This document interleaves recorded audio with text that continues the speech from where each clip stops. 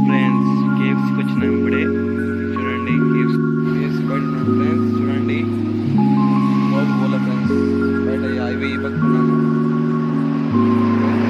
ఎలా ఉండాలంతా కేఎఫ్సీకి ఎంట్రీ అవుతున్నాం ఫ్రెండ్స్. ఇది అనంతపూర్ దగ్గరే.